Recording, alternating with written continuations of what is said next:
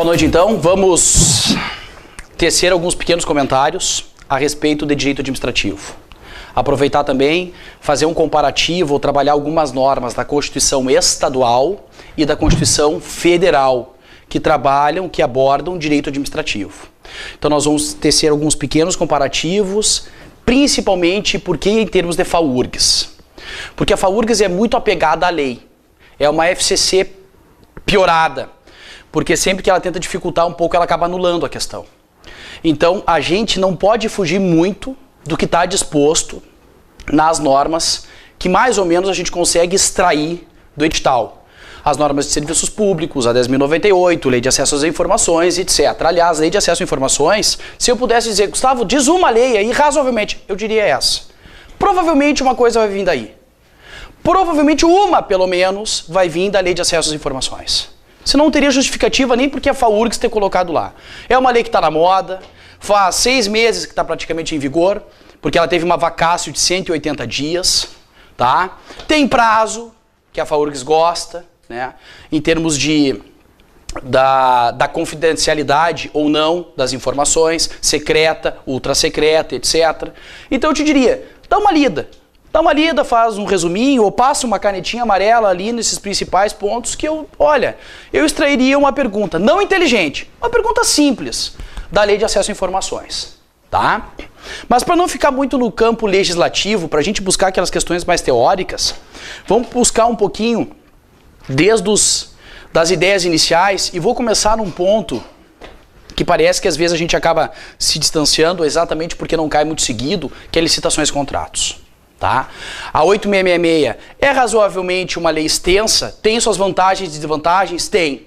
Toda lei extensa ela é razoavelmente autoexplicativa. A 8666 não foge à regra. Ela é, de certa forma, autoexplicativa. Mas nós temos um problema do legislador, ela não é didática. Então ela pula, volta e meia de um artigo para outro, enfim. Quais são os pontos importantes para a gente trabalhar desse procedimento licitatório chamado, então, licitação? Procedimento administrativo. Ato, processo formal, diz o artigo 4º, parágrafo único. Procedimento administrativo formal. Senhores, ainda que não esteja no nosso edital a Lei Complementar 123, que é aquela que trabalha preferências para leis, ou melhor, para micro e pequenas empresas, nós temos que extrair hoje, do artigo 3º da 8666, que produtos manufaturados têm privilégios ali. No artigo 3º, que sofreu uma alteração no final do ano passado, trouxe sim alguns benefícios para produtos manufaturados.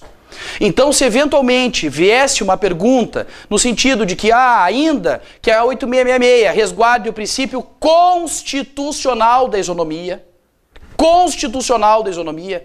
impossibilita, portanto, ou por tal razão, o benefício ao privilégios a, por exemplo, produtos manufaturados. Errado.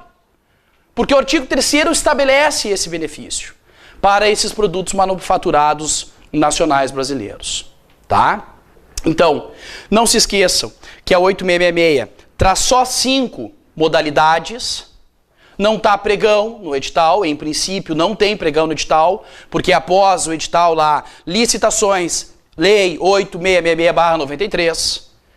Agora, ainda que não tenha a modalidade pregão, explicitamente ou implicitamente no edital, tem uma modalidade fora da 8666 que se cair até vai me surpreender, que é a consulta. A consulta, só uma pergunta poderia ser feita a partir da 8666.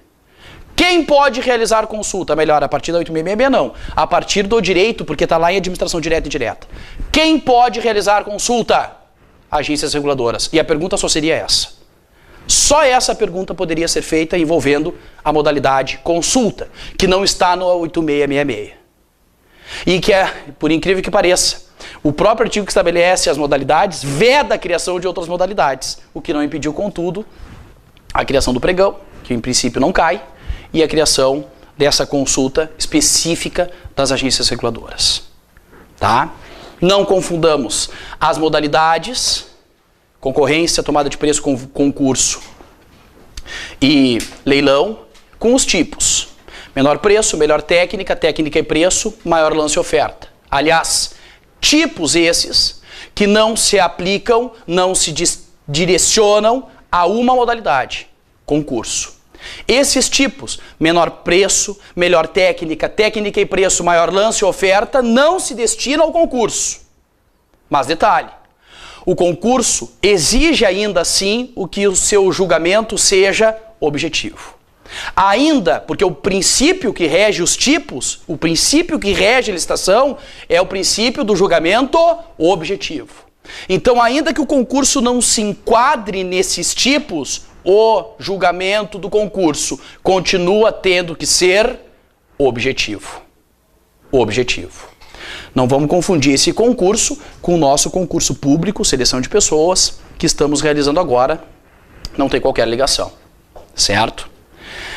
Com relação ao leilão, a única atenção que eu peço é a seguinte.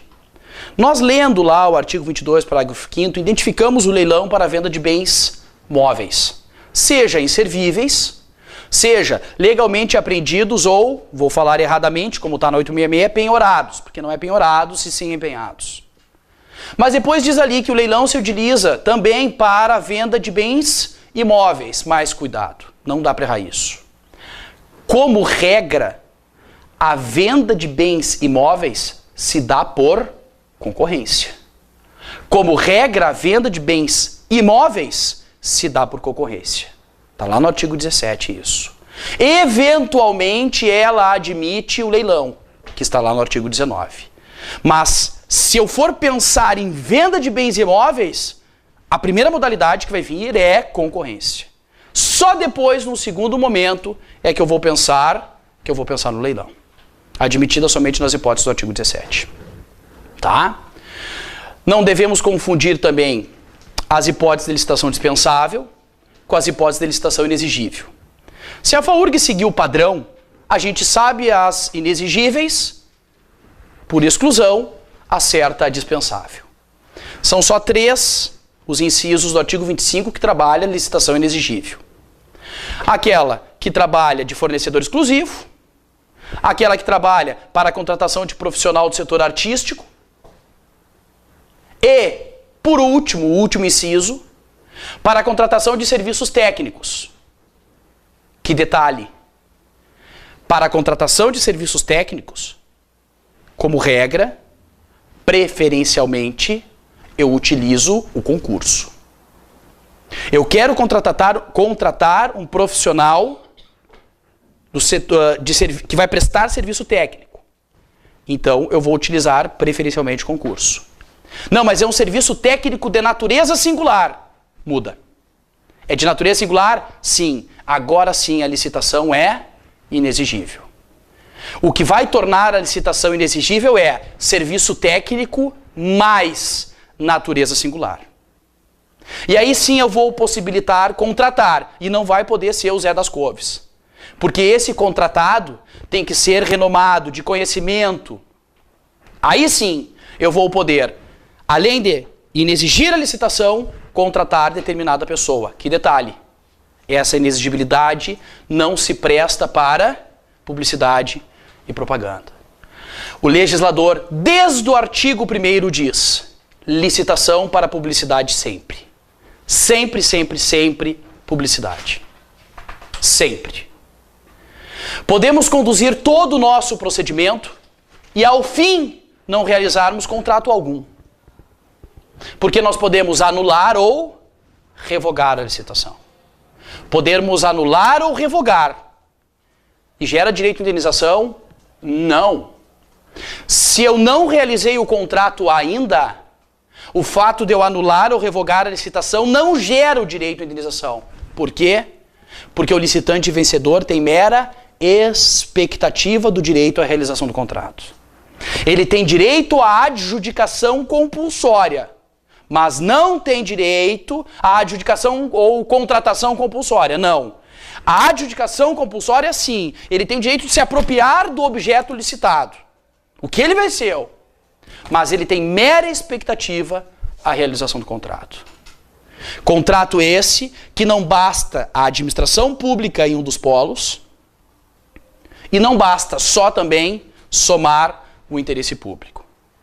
Para que o contrato seja um contrato administrativo, eu preciso a administração pública como contratante, eu preciso o interesse público e preciso a presença de cláusulas exorbitantes ou cláusulas de privilégio. As cláusulas exorbitantes ou cláusulas de privilégio estão lá no artigo 58. Tem por fonte o princípio da supremacia do interesse público sobre o interesse particular. São 5 as cláusulas exorbitantes ou cláusulas de privilégio. E é somada a elas, necessariamente, mais a administração pública e mais o interesse público, é que eu vou extrair um contrato administrativo ou contrato público, como também diz a doutrina. Antes de tecermos pequenos comentários sobre cláusulas exorbitantes, eu vou voltar um pouquinho lá na duração do contrato. A duração do contrato, como regra, era até 60 meses. Se não me engano, artigo 57, salvo o melhor juízo. Excepcionalmente, eu poderia, prorrogar por mais 12 meses. Ah, então é de 72? Não. É de 60 meses, porque tem que ter essa palavra. Excepcionalmente por mais 12. E agora? E se fosse serviços de informática, bens de informática? Mudei. Não é mais 60, é 48. De informática, bens de informática, de programas de informática, o prazo diminui. Pensem, a informática anda muito rápido, então o prazo é menor, para a gente não ficar com um sistema muito atrasado. 48. E a lei não dá essa possibilidade de excepcionalmente mais 12. Isso a doutrina possibilita. A jurisprudência possibilita. Porque se aquele que tinha 60 podia por mais 12, por que esse pode 48 não pode mais 12? Mas a lei não faz essa exceção. A lei só fala do 60. 60 excepcionalmente mais 12. Contudo, nesta última alteração que teve, existem contratos que excepcionalmente, ou em que poucas hipóteses, podem pôr 120 meses. Pelo menos três seriam possíveis nesse sentido. Meu Deus, eu não li. Detalhe, não fica frio, nem esquenta. Como eu poderia gravar? Porque aí seria uma pergunta. Copiar, colar, razoavelmente nova, e vou pegar meio mundo de calça na mão. Simples. Qual das alternativas abaixo representa aquela que não permite ou que permite a contratação pelo prazo de 120 meses?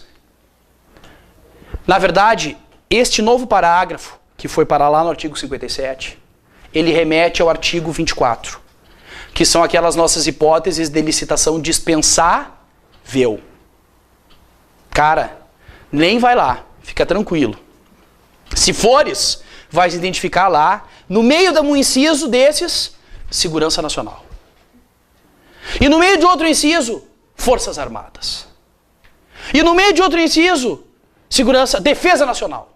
Segurança Nacional, Força Armada. Ah, mas parece exatamente isso. Então, nas alternativas, pode procurar uma lá, que possibilita 120 meses, que me parece que aí o nosso exército mexeu os seus pauzinhos e possibilitou que por uma licitação dispensável um contrato durasse 10 anos. Pode encontrar, tu vai fazer o link. Mas, Gustavo, tem 4 incisos lá. Tu só falou 3. Segurança Nacional, Defesa Nacional, Forças Armadas, não sei o que. É que o 4, tu vai ver que o 4 te remete a uma lei, ao artigo do parágrafo do inciso da linha.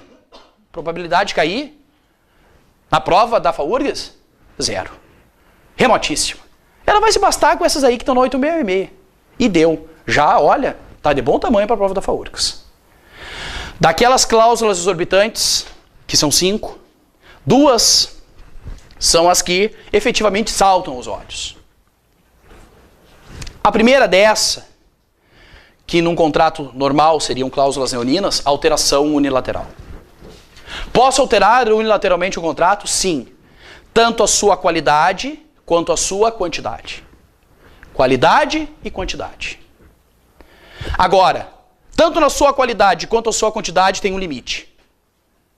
Bens, obras e serviços, aquisição de bens, obras e serviços, 25%. Para mais ou para menos. Agora, se for para reforma de edifício ou de equipamento, posso alterar para até 50%. Para mais, não admite para menos.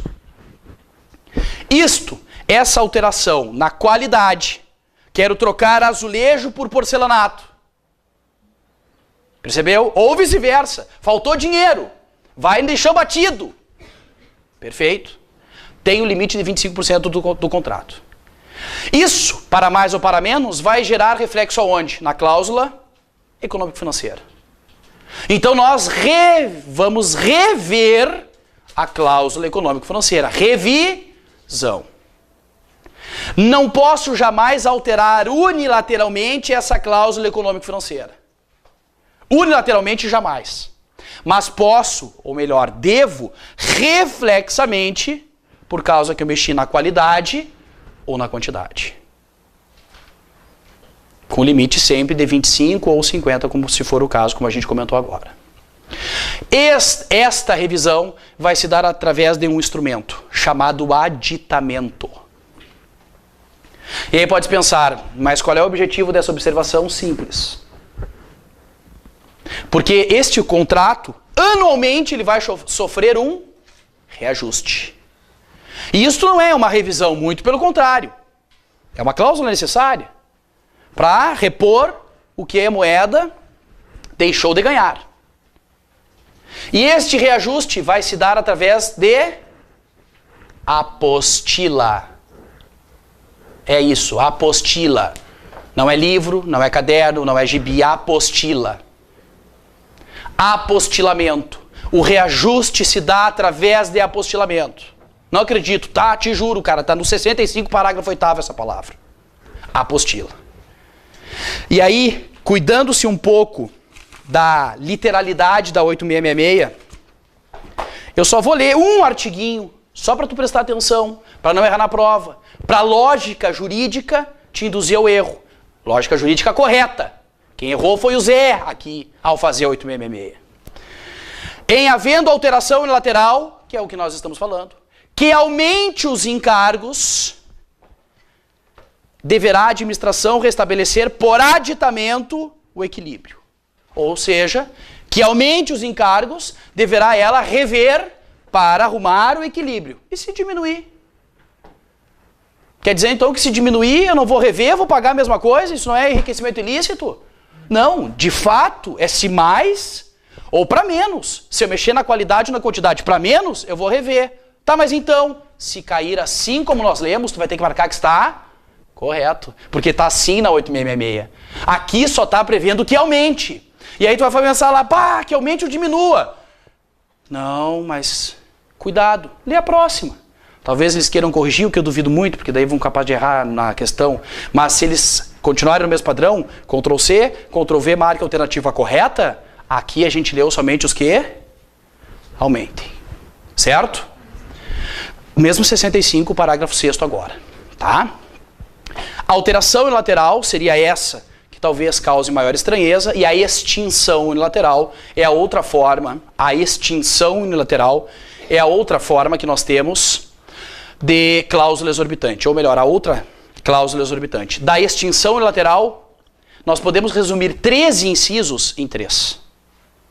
Por interesse público, caso fortuito ou força maior, impeditivo do contrato, e sempre que o contratado descumprir cláusula contratual legal. E aí, meus senhores, vocês vão ver lá, são 11 incisos. Vamos resumir esses 11. O contratado descumpriu cláusula contratual legal? Sim. Acabamos de rescindir, ou podemos rescindir unilateralmente esse contrato. Certo? Aqui fechei as cláusulas exorbitantes. Caso caia fato do príncipe, fato da administração. Caso caia fato do príncipe, fato da administração. Que cuidado temos que ter? O ponto de partida é o mesmo. Um ato estatal. A semente é a mesma, um ato do Estado. Se for um ato do Estado amplo, genérico, que incide em N contratos, não sei o número certo, eu tenho um fato do príncipe. Ou o fato da princesa, no caso da Dilma, que ela vai querer alterar o nome da teoria, né? Ela querendo alterar tudo, talvez mude o nome da teoria também. O fato do príncipe, inclusive, está na própria lei. Artigo 65, parágrafo 2º, a linha D. Está escrito isso lá, fato do príncipe. E o fato da administração é também um ato do Estado, mas que acaba refletindo em um único contrato. Esse é o fato da administração.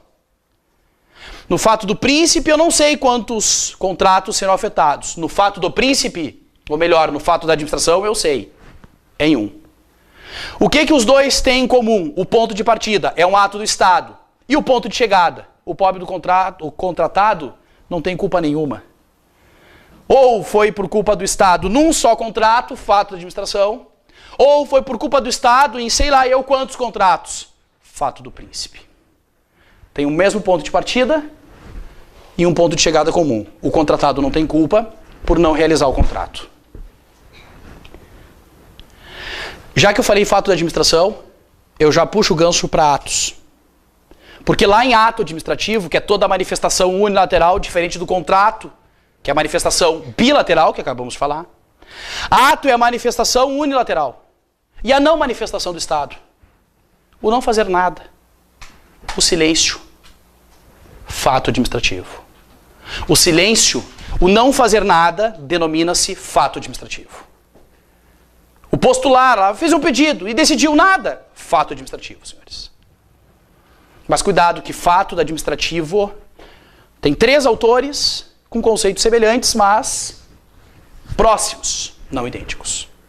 Porque o Eli vai dizer que fato administrativo é uma consequência do ato. Meu Deus, me perdi, não, fica frio, eu te ajudo aqui. Imagina o poder de polícia. Poder de polícia. Originário, que são aqueles exercidos pelos próprios entes políticos, União, Estado, DF, municípios. Outorgados por demais pessoas que possuem natureza jurídica de direito público, autarquias, agências reguladoras, associações públicas. E existe o derivado ou delegado, que como regra não se admite. Essa ideia de poder de polícia exercido por pessoas com natureza de direito privado, a regra, eu não admito. A gente poderia encontrar uma pequena exceção com relação a trânsito. No trânsito talvez nós pudéssemos encontrar, disse o STJ. Nossa, já estou achando que já estou indo longe demais para a FAURGS, eles nem sabem o que é STJ, eu acho. Olha só, o STJ possibilita a fiscalização, por isso a IPTC exerce um pedacinho do poder de polícia. A fiscalização e o consentimento, isso é admitido. Exercício por pessoas com natureza de direito privado. Não acho que a FAURGS venha até aqui. A FAURGS vai no lato. Poder de polícia originário é admitido, claro, está na Constituição. E o outorgado também não tem problema, porque são pessoas com natureza de direito público. O derivado ou delegado é que aqui há muitas restrições. Mas deixa eu ver se eu entendi. O que isso tem a ver com o fato da administração? É simples. Uma ordem de guinchamento de um veículo é um ato administrativo. Exercido dentro do poder de polícia chamado fiscalização. O efetivo guinchamento é fato administrativo. Pode por qualquer empresa, tanto é que outras empresas da iniciativa privada. A ordem, ato. O cumprimento da ordem, a materialização da ordem, fato. Então nada impede que fato administrativo possa ser exercido por pessoas com natureza de direito privado. Tá? Então, fato administrativo, silêncio. Fato administrativo, materialização de um ato. Tá, mas nós estávamos estudando o fato da administração. É aí que vem a teoria-chave, que é o que eles adoram para perguntar, porque é da Maria Silvia. Que ela diferencia fato administrativo de fato da administração. Mas detalhe, o fato da administração que a Maria Silvia fala não tem nada a ver dos contratos. Porque é em outro capítulo. Se é em outro capítulo, pode falar outra coisa. Ela distingue fato administrativo, que são aqueles acontecimentos que têm reflexo no direito administrativo. Morre o servidor, vacância. e fato da administração, acontecimentos que não têm reflexo do direito administrativo nenhum. 2 carros batem na frente do verbo. O que o Estado tem a ver? Nada. Fato da administração.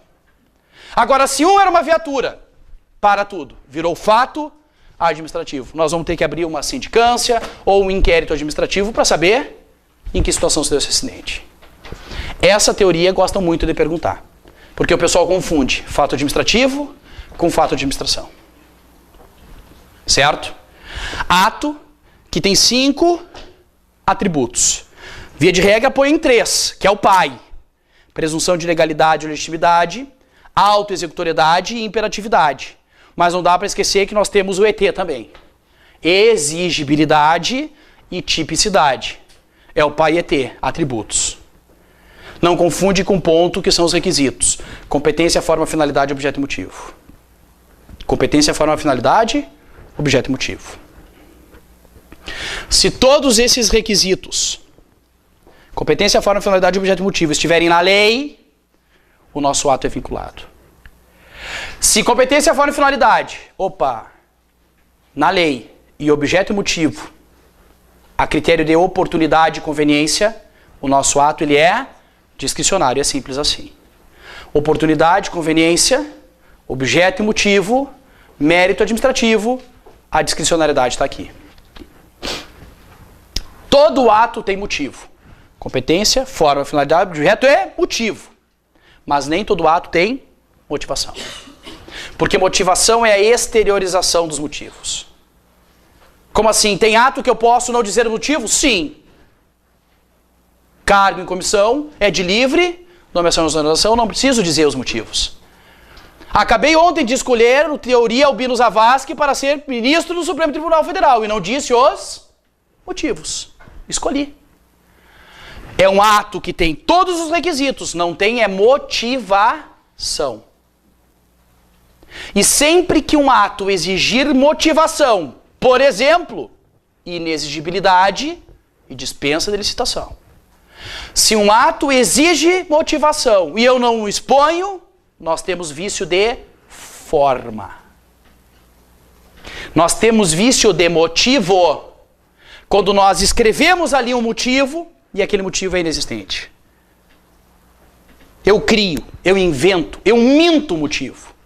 Aqui sim eu tenho vício de motivo. E dentro dos motivos nós estudamos teoria dos motivos determinantes. Quando um ato exige a motivação, é o óbvio. Esses motivos devem ser expostos de forma clara, expressa, objetiva e condizente com a realidade. Mas e se a lei não exige motivação? Ok, não precisa botar nada. Mas se mesmo assim eu quiser, não tem problema. Mas segue a regra 1. A lei disse que é livre.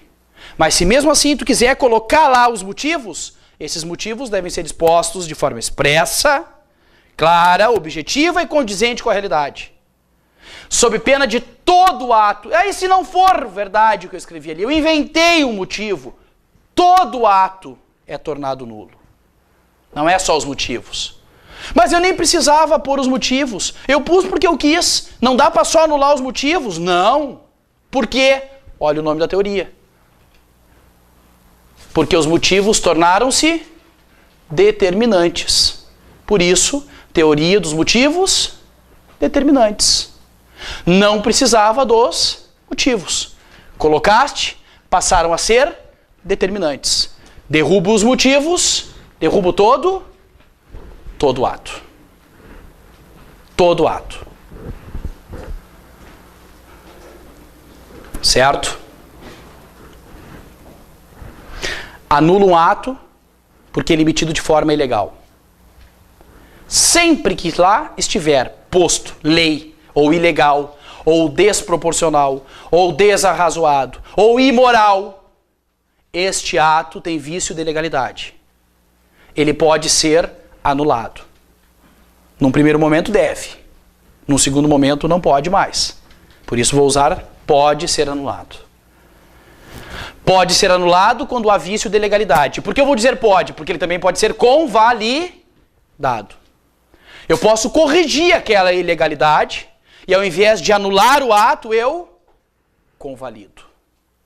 Posso convalidar um ato quando ele apresentar defeitos sanáveis, não prejudicar terceiro de boa-fé, nem acarretar lesão ao interesse público.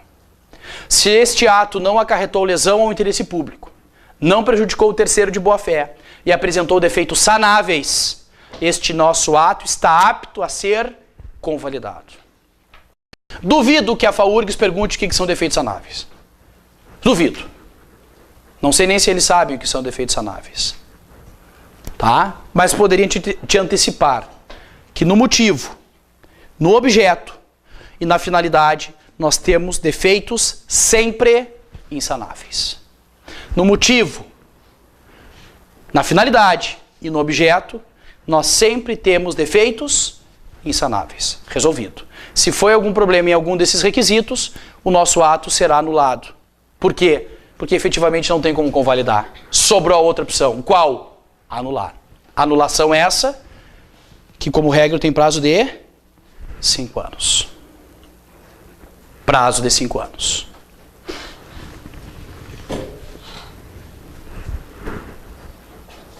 Anulação e revogação não são as únicas formas de se invalidar, de se extinguir um ato, melhor dizendo. Existe a cassação, existe a contraposição e existe a caducidade. E em algum momento eles vão ter que dificultar essa prova, talvez seja aqui. Que também não é nem tanta dificuldade. Estou agora, saio daqui, me emociono com a aula, tomo só uma, 2, 3 dúzias de long neck. Paro numa barreira. Sopro tudo que me botem na boca lá. Microfone, eu assopro, bafômetro, eu assopro a caneta do guarda, estou soprando tudo. Detectado o meu alcoolismo, o que vai prontamente fazer com a minha carteira? Caçar. Eu descumpri normas que me possibilitavam continuar usando dos efeitos daquele ato. Cassação é isso. Quando o beneficiário do ato descumpre normas que impedem que ele possa continuar usando os benefícios daquele ato. Cassação. Contraposição também bem fácil. 2 atos com efeitos contrários. Nomeação, exoneração. Nomeação, demissão. Com efeitos contrapostos. Contraposição. E caducidade, também tranquilo. Estou caminhando numa rua, numa quadra, todos os prédiozinhos de 3 andares até enxergar o arranha-céu de 30. E uma nova construção de um prédiozinho de 3 andares. Mas por que não faz um de 30? Olha aqui do lado. Porque a gente não pode mais fazer de 30. Mudaram a lei. Mas e esse aqui? Bom, mas esse quando foi feito permitia prédios de 30. O que aconteceu com o ato desse prédio de 30 andares? Caducou. Porque frente à nova legislação, ele está em desacordo. Está em desacordo frente à nova legislação. Ele estava em acordo com a antiga. Caducidade. Essas, sim, seriam as 5 formas de se extinguir as mais comuns. Meu Deus, mas eu me lembro que tem aquele negócio de efeitos. Agora fiquei nervoso. Eu não, estou bem tranquilo. Cassação tem efeito ex nunc. Não retroage, senão eu teria que dar ré todos os 2 anos que eu dirigi. Não tem como ter efeitos retroativos. A cassação é efeitos prospectivos, assim como é a anulação. Não, a anulação tem efeitos retroativos. A anulação é efeitos retroativos e prospectivos, diferentemente então da cassação. Aliás, que é uma facilidade, revogação, cassação, caducidade e contraposição, todos têm efeitos ex nunc. Não retroagem, nunca retroagem. A caducidade, nós não vamos derrubar o prédio. Tu não vai dar ré todo o período que tu dirigiu. Tu não vai devolver o dinheiro quando tu for exonerado, porque o Estado não vai te devolver o trabalho que tu empregou. Então todas, inclusive a revogação, têm efeito ex nunc. Somente a anulação e a convalidação têm efeitos ex tunc. Retroagem e para frente, prospectivos. Anulação e convalidação. Bom, Alguns desses atributos nós utilizamos lá no poder de polícia. Poder de polícia onde o Estado limita as nossas liberdades em benefício da coletividade do próprio Estado. Bom, aquele poder de polícia, eu já dei algumas dicas. Ele pode ser originário, ele pode ser outorgado, pode ser delegado. Esse poder de polícia, ele também possui alguns atributos. Aliás, os mesmos quase dos atos. Porque as manifestações do poder de polícia se dão através de atos, na sua ampla maioria. Então, o poder de polícia tem a exigibilidade, que nós já falamos atos. Aliás, exigibilidade, que pode aparecer na tua prova como meios indiretos de coerção. Tem a autoexecutoriedade, que pode aparecer na tua prova como meios diretos de coerção. A autoexecutoriedade, meio direto de coerção. A exigibilidade, meios indiretos de coerção. O poder de polícia tem a imperatividade, a mesma que nós trabalhamos os atos. Mas, efetivamente, o poder de polícia tem um atributo que é diferente, que é a discricionariedade. O pontapé inicial do poder de polícia, ele é discricionário.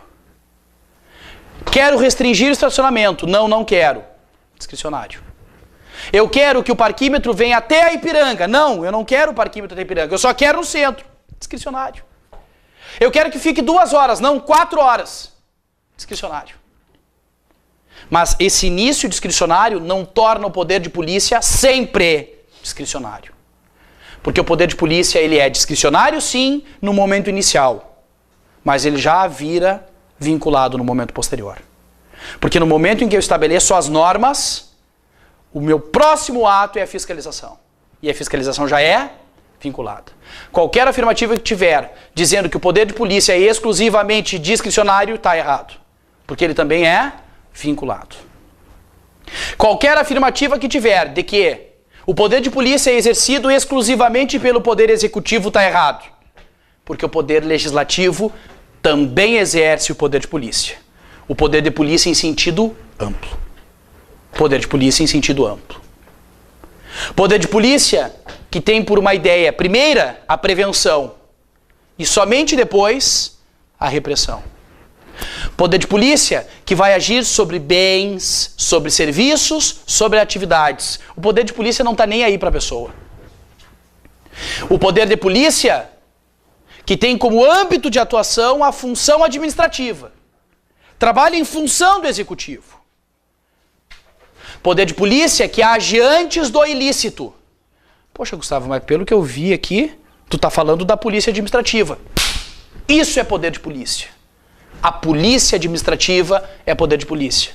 Mas eu estudei a polícia judiciária, que bacana. Porque tu sabe então o que não é poder de polícia. Se tiver as características lá de polícia judiciária, agir sob pessoa, depois do crime, é só repressivo. Isso é muito bom para a polícia judiciária. É muito bom para o direito penal. Para a polícia civil. Não é poder de polícia. Porque o poder de polícia são essas características que estão na coluna da polícia administrativa. Da polícia administrativa. Eventualmente, essa conduta do Estado,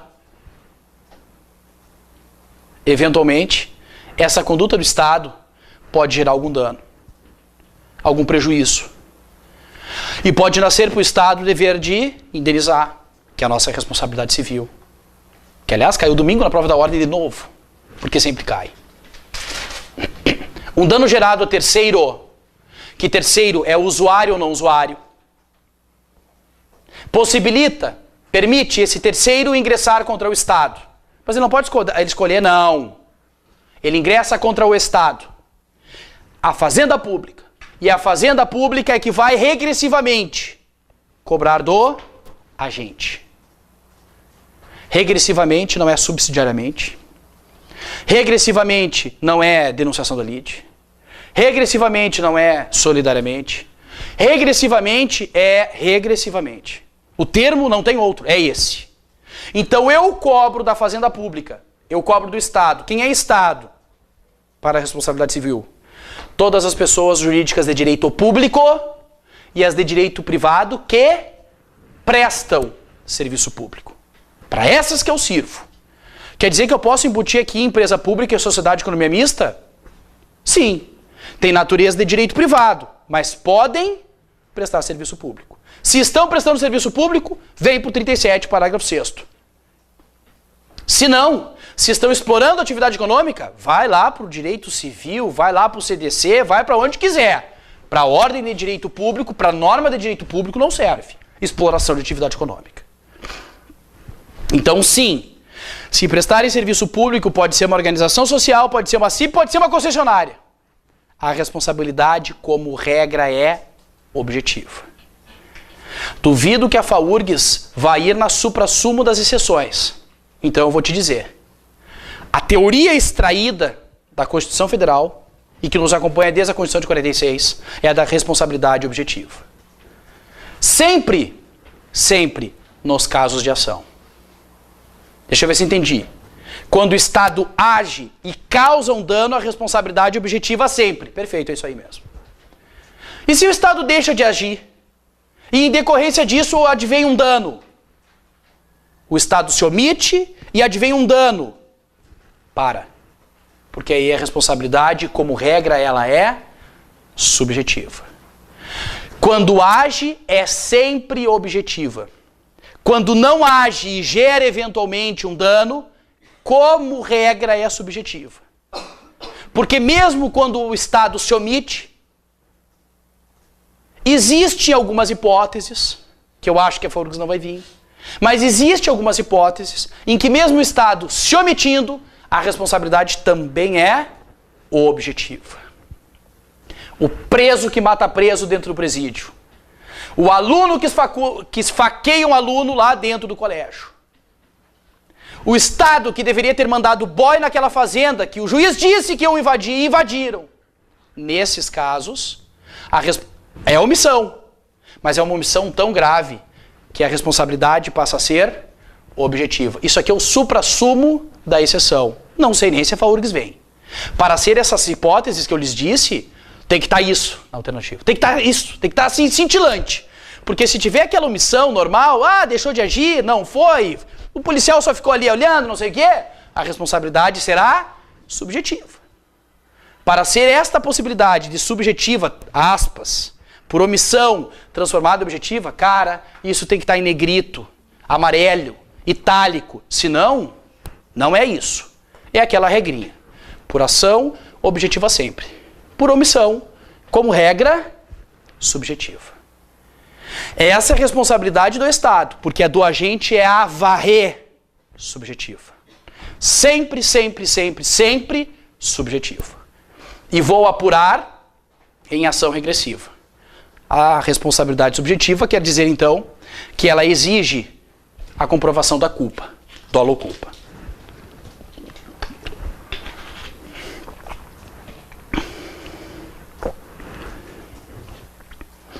Já que estou falando de responsabilidade do agente, vou firmar um pouco no tópico da 10.098, que fala exatamente do processo administrativo, do processo administrativo disciplinar. Antes de chegar no processo, um pequeno comentário das penalidades. A 10.098 traz 6 penas: repreensão, suspensão, demissão, cassação de disponibilidade, cassação de aposentadoria e multa. Multa. A multa, ela não é aplicada diretamente. Ela sempre vem converter algo. Sim. E na 2098, a multa converte-se em 2 penas. Ela vem convertida de 2 penalidades. A suspensão, que a gente já está acostumado, aplica a suspensão, não, converte em multa, e uma que a gente não está acostumado: cassação de aposentadoria. Não me perguntem por quê. Tá lá. A cassação de aposentadoria também pode ser convertida em multa. Também pode ser convertida em multa. Quais as penas, então, podem ser convertidas em multa? Suspensão e cassação de aposentadoria. Mas, Gustavo, tu não leu a advertência. Ah, verdade, me esqueci. Não é penalidade. A advertência não é penalidade. A advertência, aquela mijada por escrito, ou melhor, verbal, que o cara toma toda hora. Bonito, isso são horas, deu, é uma advertência. E quando tiver que sair mais cedo, já tá indo, amigo. Amanhã vai compensar, deu. Segunda advertência no mesmo dia. E o cara mostra assim, ó, isso é processo que se mostre. Terceira advertência. Porque a advertência é essa por verbal, contudo, cuidado. Porque lá no artigo 190 da 10.098, quando ele diz que essas penalidades têm um efeito por algum período, ele tacou a advertência no meio. Ele diz que a advertência, a repreensão, a suspensão e a multa geram efeitos por 10 anos a varrer. 10 anos a varrer. A advertência não é uma penalidade, mas se tiver isso lá na alternativa, tu vai ter que dizer que os efeitos da advertência duram por 10 anos. Ou seja, que após 10 anos, será então extraído aí dos assentamentos do servidor essa penalidade. Para nós chegarmos até essa penalidade, repreensão prescreve em 6 meses, suspensão e multa prescreve em 12, demissão, cassação de aposentadoria ou disponibilidade em 24 meses, e eu falei uma, 6, 12, 18. Mas essa que prescreve em 18 meses, são só 2 demissõezinhas. É aquela que é por abandono de cargo ou faltas excessivas ao serviço. Isso não é inassiduidade habitual, aquela não, porque a 10.098 não deu esse nome. A 10.098 foi bem bruta. Faltas excessivas ao serviço. Faltas excessivas ao serviço. E a abandono de cargo e o abandono de cargo geram demissão? Sim. E prescrevem em quanto tempo? 18 meses. 18 meses. A gente sabe que para chegar até essas penalidades, nós temos um processo a percorrer. E aí, cuidado para a prova. Porque nós estamos condicionados a estudar 812 durante 3 anos. E de vez em quando, abre 2 concursos estaduais, a gente para tudo, larga a 812, queima, porque acha que é livro do demo, porque vale agora é a 10.098. Amém. Irmãos. E aí começa a estudar compulsivamente 10.098. E então cuidado. Porque nós conhecemos tradicionalmente os 2 processos. Sindicância e processo administrativo disciplinar, o vulgo PAD. Mas o legislador na 10.098, ele não curtiu muito o termo PAD. E ele começou a usar inquérito administrativo. Lá no artigo 198, toda e qualquer irregularidade do serviço público estadual, a autoridade é obrigada, viu? Poder disciplinar vinculado. É obrigada a promover sua apuração mediante procedimento sumário e PAD. Aí no artigo 200, inciso 1, quais são esses procedimentos? 1, sindicância. Pô, mas falou lá sumário, agora sindicância. Tudo bem, a sindicância é sumária. Isso para nós não tem novidade. Só que lá ele chamou PAD. E no artigo 200, inciso 2, ele chamou inquérito administrativo.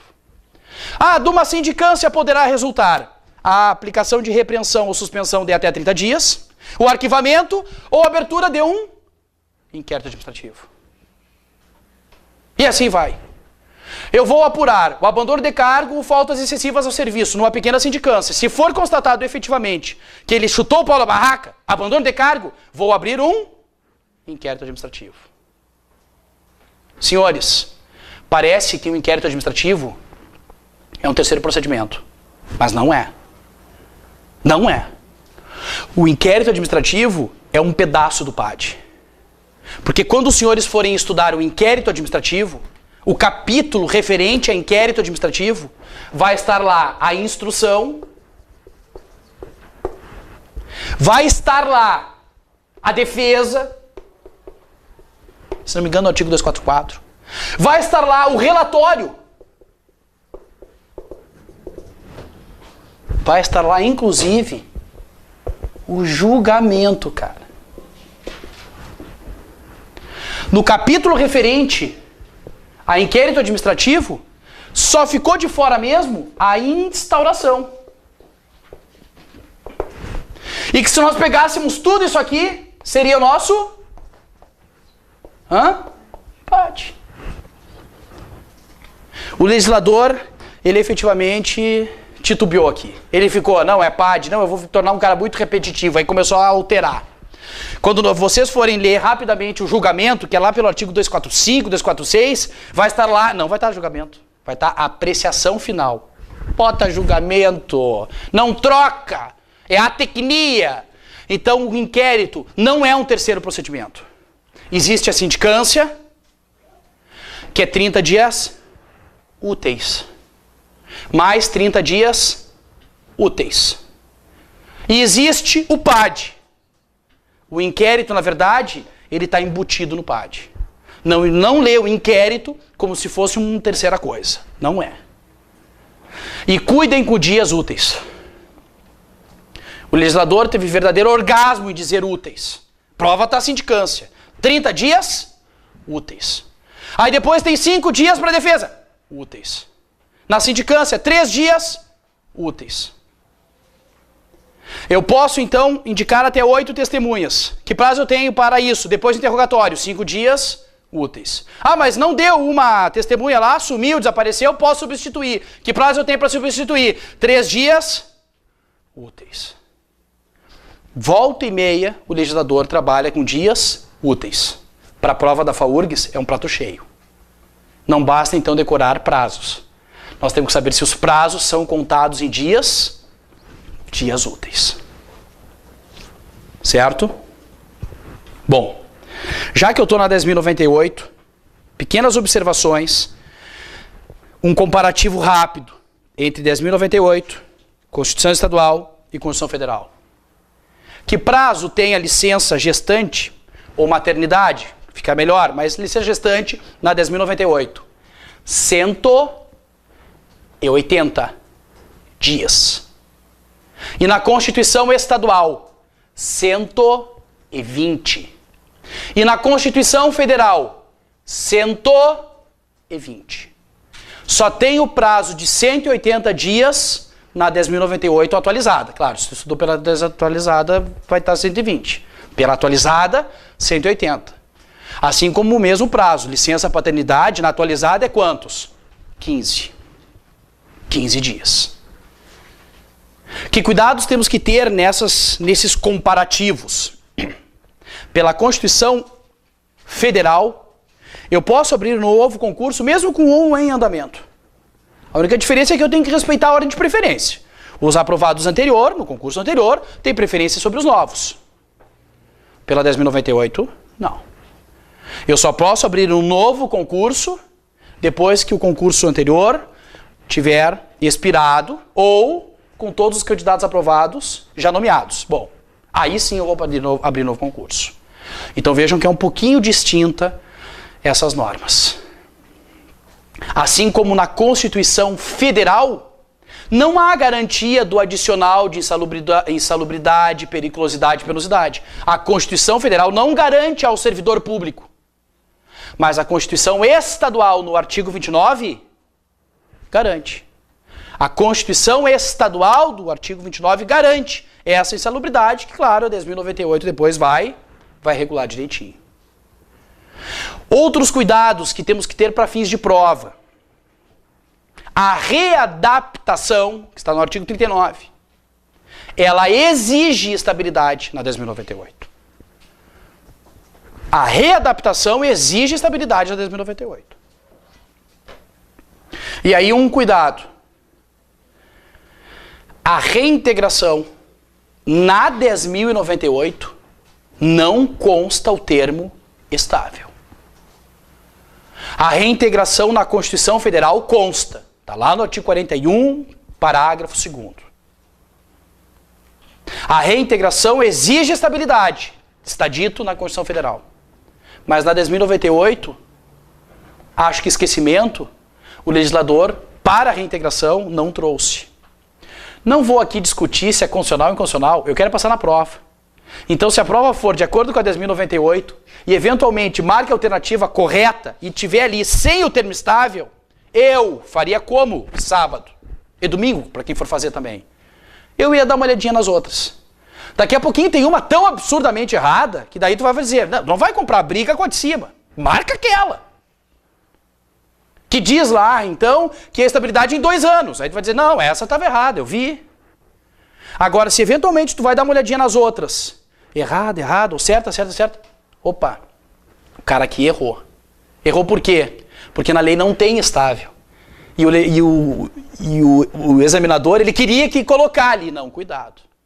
Na Constituição Federal, se for de acordo com a Constituição Federal, para a reintegração, tem que ser estável.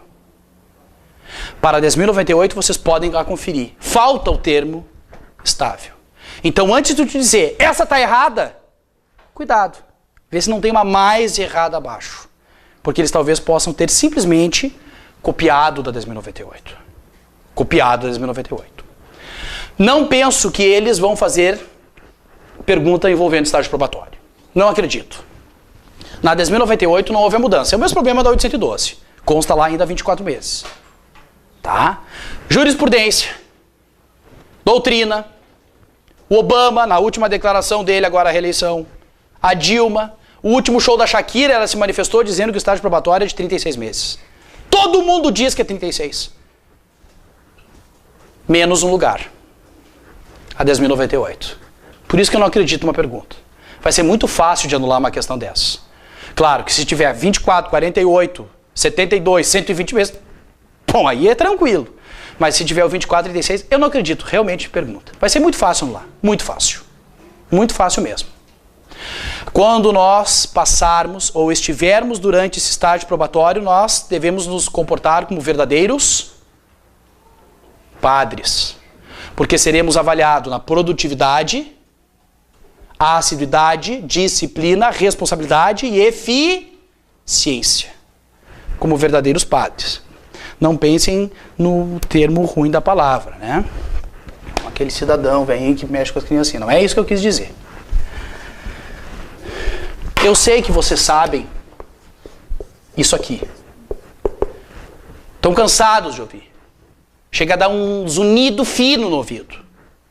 Mas cuidado, porque a Constituição estadual, meio gago, traz o limper. É mais chique. Limper. Porque ela traz a legalidade e a legitimidade. Ela traz a impessoalidade, sim. E traz a moralidade também. Assim como a moralidade, a motivação. Traz a publicidade, sim. Mas também traz o princípio da participação. Aliás, esse princípio da participação é muito interessante. Porque para nós cindirmos, ou extinguirmos, ou fundirmos, ou sei lá, outro irmos desse. Banrisul, CE, Corsã, Procergues e outras mais, deve se passar por plebiscito. Então o princípio da participação permeia efetivamente toda a Constituição Estadual. Cuidado com esse E. Não é de eficiência, é de economicidade. E o R, razoabilidade. Não vai botar num P desse proporcionalidade. Se a banca fosse inteligente, ela fazia com que todas as alternativas desse limper. E aí, meu velho, ia ter cara aqui, ó. Vou nessa. Tá? Participação, publicidade, economicidade, razoabilidade. Razoabilidade.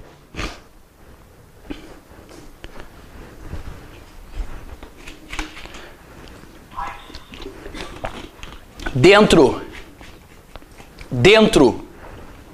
lá das vantagens, não confundam os honorários com jetons. Não é Jetsons, como o pessoal pode, não, jetons. Pensa em honorário. E via de regra, meu querido, é baixo. Honorário baixo. É simples. Pago a professores, deu. Já pensa, é baixo. Ah, ajudou no concurso. Só no concurso?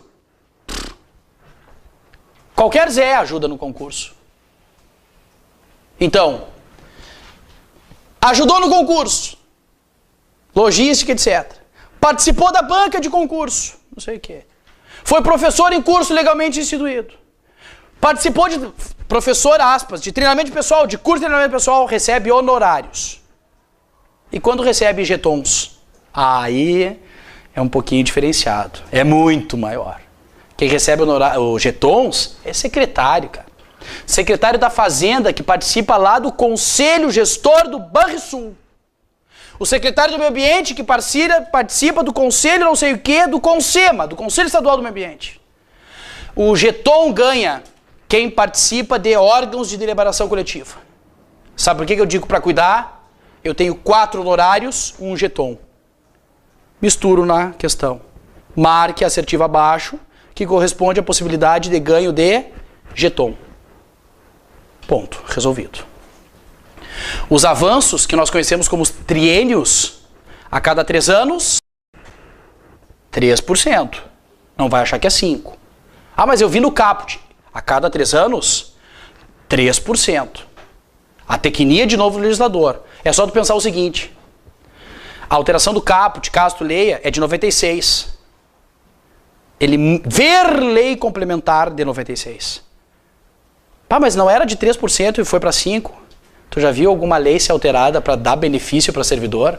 Se sim, me manda, porque eu ainda não enxerguei. Todas vêm para tirar. Óbvio, era 5.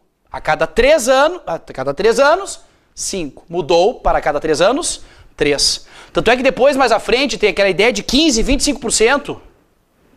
Não tem. As leis vêm para tirar. A cada 3%, desculpa, a cada 3 anos, 3% avanço. Certo? Até já extrapolei o tempo. Tentei trabalhar rapidamente. Constituição Federal, Estadual, algumas regrinhas da 10.098.